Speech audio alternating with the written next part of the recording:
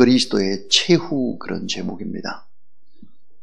적그리스도가 나타나서 어떤 일들을 하고 이 적그리스도의 최후가 어떻게 될까 하는 그런 제목의 하나님의 말씀입니다. 독일의 남부 옛 유대인 수용소에 가본 적이 있습니다. 참 끔찍한 모습, 무서운 인간의 잔인함 앞에 치를 떨어야 했습니다. 한 권력자가 자기의 권력을 유지하기 위해서 얼마나 많은 사람들을 저렇게 죽일 수 있는가라고 하는 그런 걸 볼 수 있었는데, 그 유대인 수용소에는 이런 글귀가 있었습니다. 역사를 기억하지 않는 사람에겐 반복이라는 보복이 반드시 있을 것이다. 역사를 기억하지 않는 사람에겐 반복이라는 보복이 반드시 있을 것이다.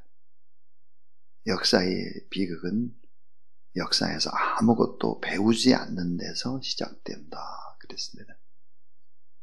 자, 오늘 이 본문도 성경에 기록된 아주 중요한 역사입니다. 이 역사를 통해서 무엇을 배울 것인가 하는 것이 대단히 중요한 거죠. 오늘 본문은 역사적 사실을 미리 예언했던 하나님의 말씀이고, 그 말씀 그대로 필연적으로 삶의 역사 속에 재현되었습니다. 안티오쿠스 4세에 대한 평가와 그의 종말을 기록하고 있습니다.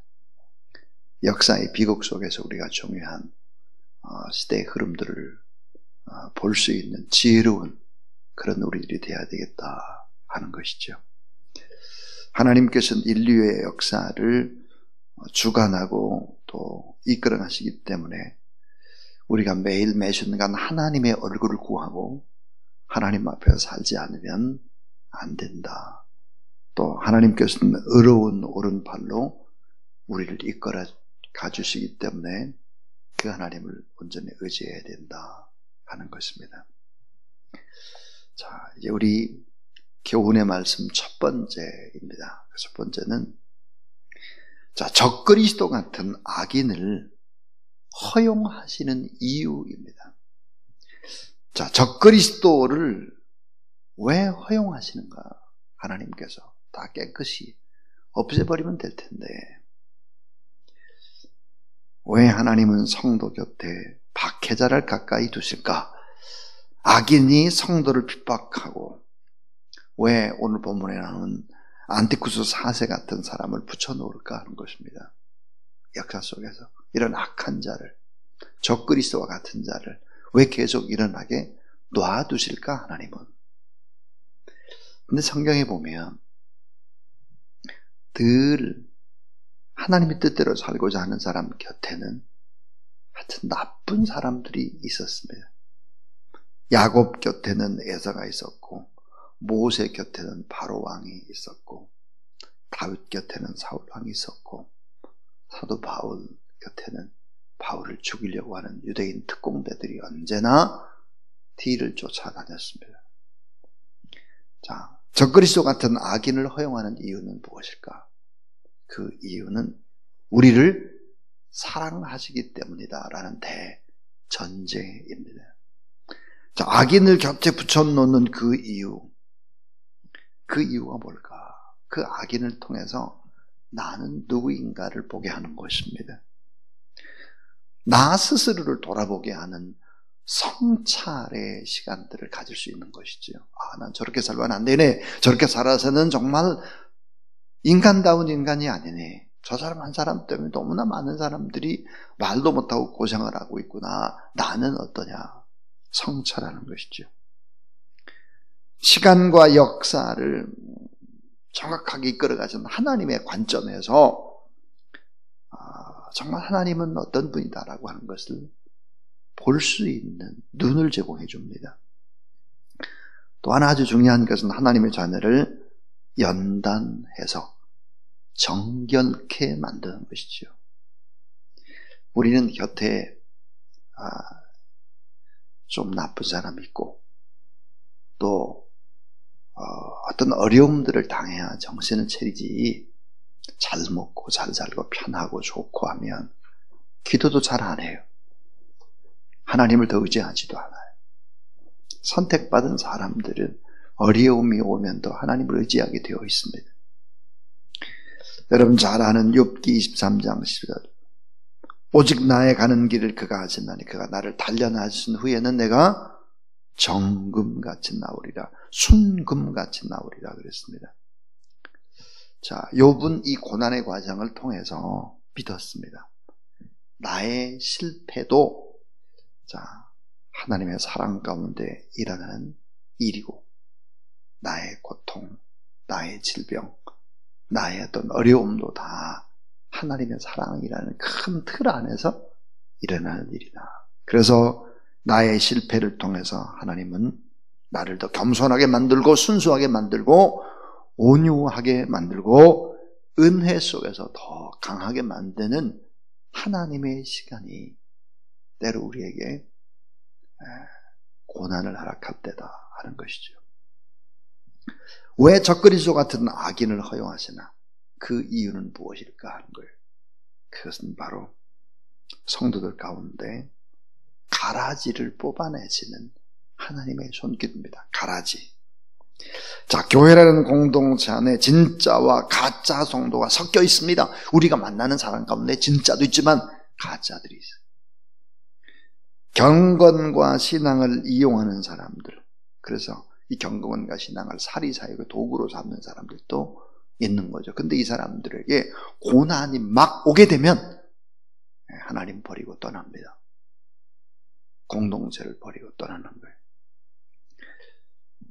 왜 일시적 고난을 허용하시는가? 그 이유는 가라지를 가려내고 그 가라지를 뽑아내는 것입니다. 자, 고난 중에도 우리가 하나님의 사랑을 생각하고 시련 중에도 하나님의 선하심을 확신하면서 기독교인들이 취해야 될 아주 중요한 또 삶의 덕목 하나가 뭐냐 그러면은 감사라고 하는 광맥을 찾아내는 것입니다. 감사라는 광맥을 찾아서 그것을 하나님 앞에 또 감사하고 그 감사로 어려움을 이겨나가는 것이 바로 그리스도인들의 삶의 아주 중요한 원칙 가운데 하나죠. 그러니까 이 적그리스도 같은 악인을 허용하는 이유가 바로 이런 이유다. 안티오코스 4세도 마찬가지다 하는 것입니다. 자, 두 번째입니다. 두 번째는 적그리스도와 같은 악인은 누구일까 하는 것입니다. 적그리스도와 같은 악인은 누구일까 하는 거예요. 제가 이제 5 종류의 사람을 얘기하려고 그래요. 역사 속에서 정말 적그리스도라고 할 만한 사람들이 있었다는 거죠. 그 사람들은 과연 누구였을까 하는 거예요. 자, 다니엘 11장에 언급하는 이 뻔뻔스러운 왕 안티오코스 4세, 그는 정말 적그리스도와 같은 역할을 했던 사람이죠. 마태복음 24장에서 예수님이 다니엘서를 인용합니다. 예수님이 다니엘서를 이용하면서 멸망에 가증한 것, 아주 악한 사단의 세력들, 적그리스도가 나타나게 될 것이다 라고 하는 것을 말씀합니다. 그러니까 역사 속에 등장하는 안티오코스 에피파네스, 이런 사람도 바로 장차 나타날 적그리스도의 모형이다 이렇게 말할 수 있습니다. 적그리스도의 모형들이 안티오코스 에피파네스 같은 경우도 그렇지만 또 하나 역사적으로 볼 때 셀루코스 왕이던 안티오코스 에피파네스에 필적할 만한 공포스러운 인물들이 역사 속에 많이 있었죠. 자, 그리스도인들을 아주 핍박하고 죽이고 했던 그런 사람들. 또 한 부류가 바로 이슬람의 군주들이었습니다. 이슬람의 군주들 가운데 평화적이고 이성적이고 또 그리스도인을 존중하는 사람도 있었지만 많은 군주가 그리스도인들을 이슬람으로 개종시키기 위해서 무력을 사용했죠. 특별히 대표적인 기독교 국가라고 말할 수 있었던 스페인에서 14세기까지 이슬람 교도들은 그리스도인들에게 엄청난 고난을 주었습니다. 뿐만 아니라 지중해의 서쪽, 남쪽 그리고 동쪽을 감싸고 있던 이슬람의 교도들은 해적 행위를 통해서 북쪽에는 그리스도인들을 마구 노예로 잡아갔습니다. 강제 노역을 시키고 죽이고 이런 일들을 서슴없이 했죠. 그러니까 이 이슬람의 군주들이라고 하는 사람들도 기독교인들이 봐서는 적그리스도와 같은 그런 일들을 했다는 것이죠. 그런데 적그리스도라고 명확하게 말할 수는 없지만 중세시대 유럽의 그리스도인들에게 정말 적그리스도 같이 나타난 사람이 있었습니다. 정말 위협적인 존재죠. 그것은 바로 몽골 제국의 징기스칸이었습니다. 13세기 중반의 몽골 제국은 현재 체코에 해당하는 지역을 넘어서 오스트리아 빈까지 진군합니다. 제가 아프가니스탄을 가보게 됐는데요. 아프가니스탄이 여러분 중동 지역이지 않습니까? 자, 우즈베키스탄 곁에 아프가니스탄의 수도 카불에서 산속으로 3일 갔습니다. 3일 가면 아주 깊은 돌산들이 있습니다. 돌산. 그 빈라덴이 여러분 그런 돌산에 숨었으니 예전에 찾아날 재간이 없죠. 돌도 칼 같은 돌들인데요, 다.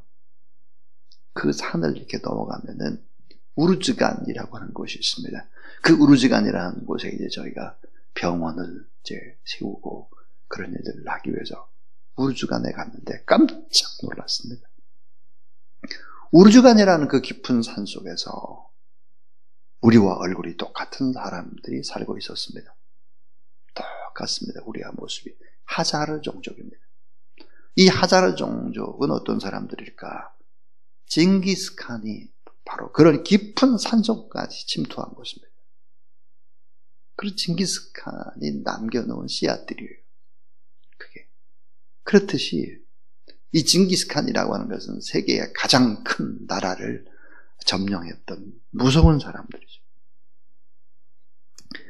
이 몽골 군인들은 공포감을 조성하기 위해서 사람들을 무자비하게 죽였고 유럽의 폴란드를 쳐들어가서 이 몽골군을 저항하는 군인들의 귀를 잘라가지고 9개의 엄청난 거대한 자루에다 채워가지고 그걸 쌓아놓고 승리를 자축하기도 했습니다.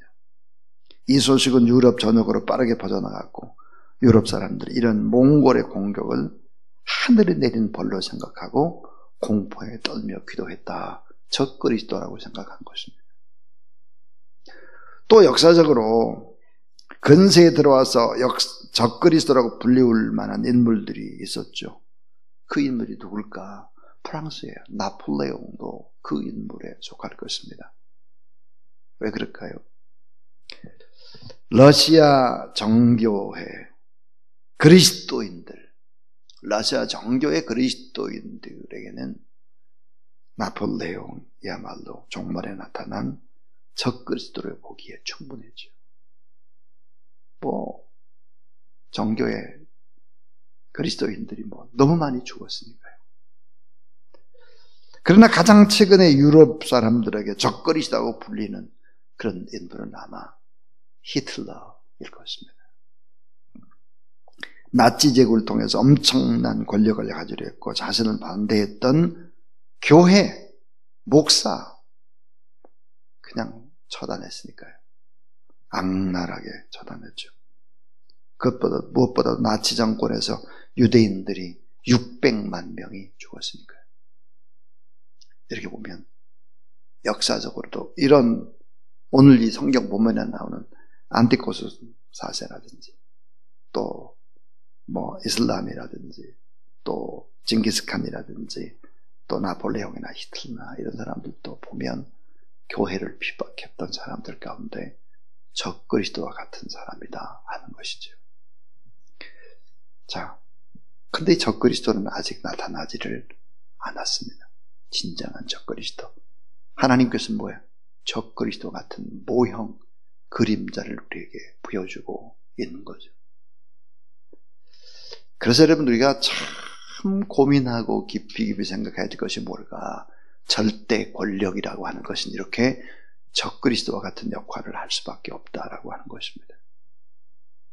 적절한 조화와 균형, 적절한 조화와 균형이 나라를 건강하게 하고, 적절한 조화와 균형이 교회를 건강하게 만들 수도 있다.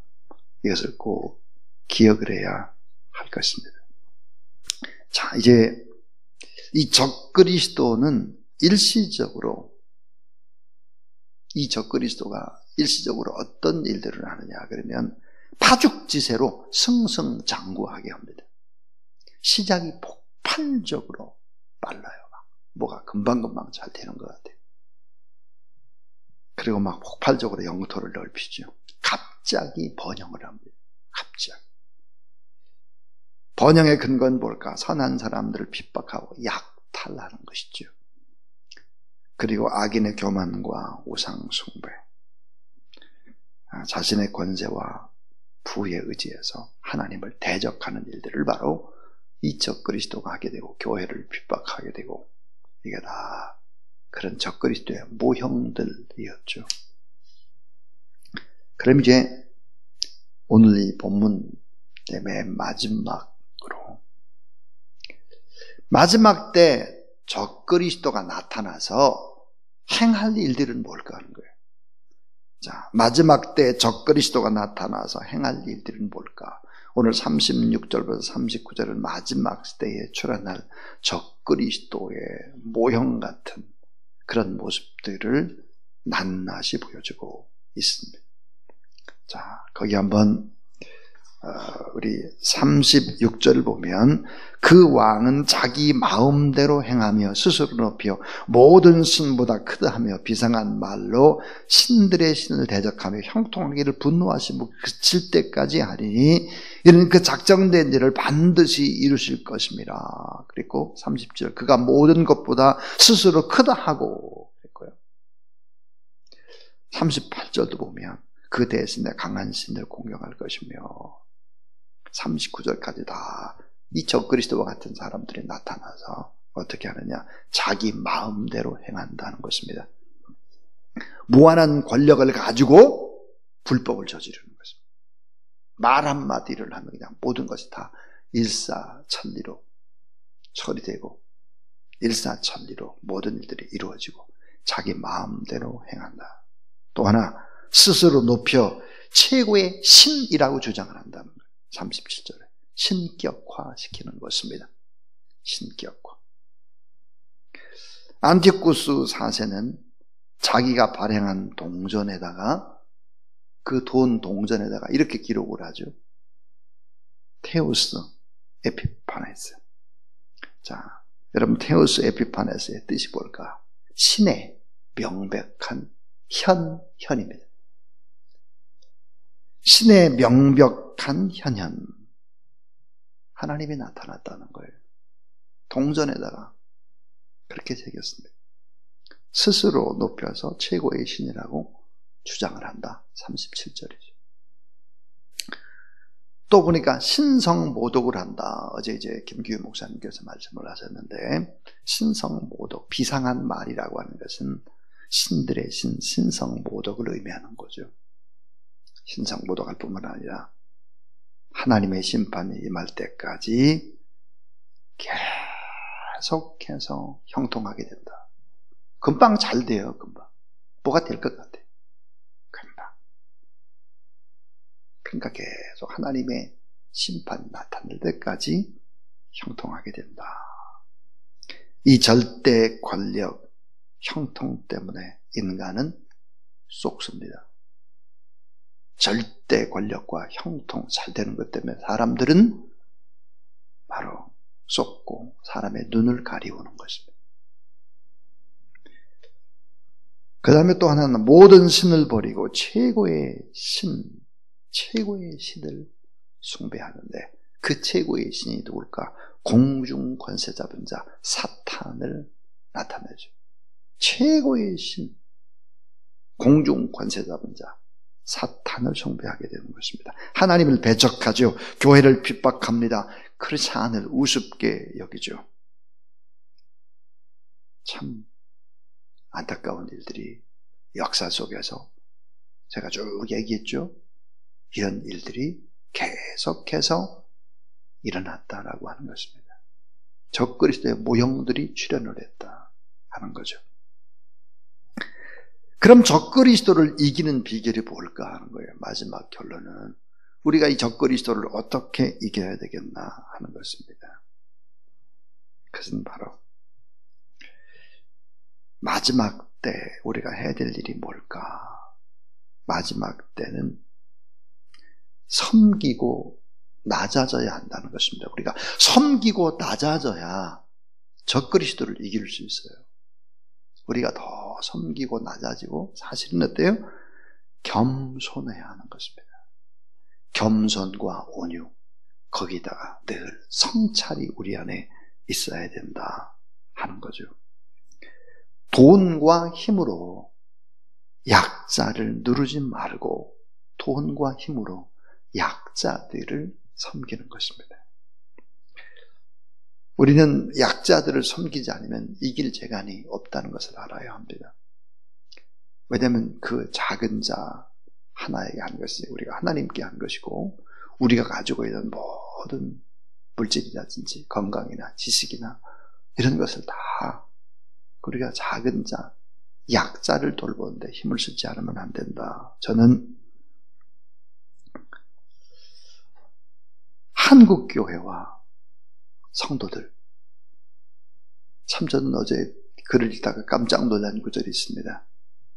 한국교회와 성도들이 주장하고 있는 그 사실들. 자, 한국교회가 지금 막 외치고 있는 여러 가지 일들, 우리 성도들이 이렇게 살아야 된다고 하는 것들 다 맞는 얘기라는 거예요. 다 맞는 얘기다. 옳은 얘기다. 근데 그 사실 때문에 미워하는 것이 아니라 태도 때문에 역겨워한다는 거예요. 그리스도인들이 뭔가 많이 아는 것처럼 교만한 태도, 큰 교회가 뭔가 많이 가지고 뭘 자꾸 한다고 하는 그런 태도, 그리고 뭐를 보면은 또 자기들은 또 뭘 하나님 나라의 백성으로 많은 걸 소유하고 있다고 그냥 나타내는 그런 태도. 한국교회와 성도들이 주장하고 있는 그런 사실이 나쁜 게 아니라 태도가 좋지 않다는 게 태도. 그 태도 때문에 역겨워한다. 여러분 꼭 중요하게 생각해야 합니다. 중요하게. 우리의 태도가 어떤가? 우리의 말이 어떠냐는 거예요. 얼마나 세속적이고 얼마나 세상적인 사람과 비슷해서는 안 되는 이유입니다. 제가 구체적으로 여기서 이런 예를 들면 또 저하고 또 생각이 다른 분들이 있어서 이렇게만 두리뭉술하게 얘기를 합니다. 두리뭉술하게. 좀 격이 있어야 돼요. 격이. 언어에도 좀 격이 있어야 되고요. 행동에도 좀 겸손이 묻어나야 되고요. 온유함이 있어야 되고요. 아픔을 나와 함께 하고 있구나라고 하는 이런 긍휼과 또 안타까움이 우리의 입술 속에서, 우리의 행동 속에서 나타나야 한다는 것입니다. 인격적으로 격이 있는 교양으로 말로 가르치려 들지 말고 교만하지 말고 품는 이런 것들이 정말 필요하다. 전광훈 목사님 지금 이제 감옥에 계시지만 그분이 주장하는 것이 다 틀린 것은 아니죠. 근데 보니까 태도나 격에 있어서 그분이 주장하는 것도 맞는 것도 있죠. 많죠. 그런 것 때문에 안 믿는 사람들이 너무너무 힘들어하는 거예요. 기독교의 질이 저 정도밖에 되지 않는가 하는 거죠. 여러분, 마지막 때 우리가 어떻게 해야 될까 하는 거죠. 주님의 희생을 본받아서 다른 사람을 섬기며 살아가고, 힘이 자랑이 되고 성공이 자랑하는 시대 속에서 오히려 사람들을 섬기는 낮은 자로 사는 것이 어리석게 보이고 바보같이 보일 수 있습니다.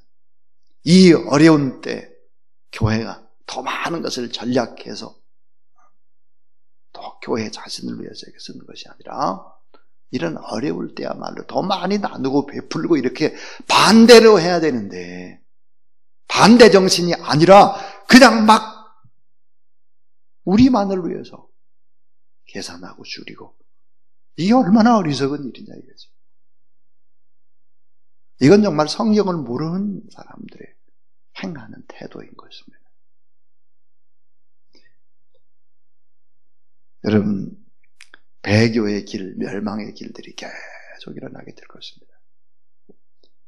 그럼에도 불구하고 신앙에 정말 진실한 자로서 늘 언제나 영광스러운 구루터기 남은 자 소수로 그렇게 믿음의 길을 지켜가는 그런 여러분, 또 우리 교회가 될 수 있기를 주님의 이름으로 축원합니다.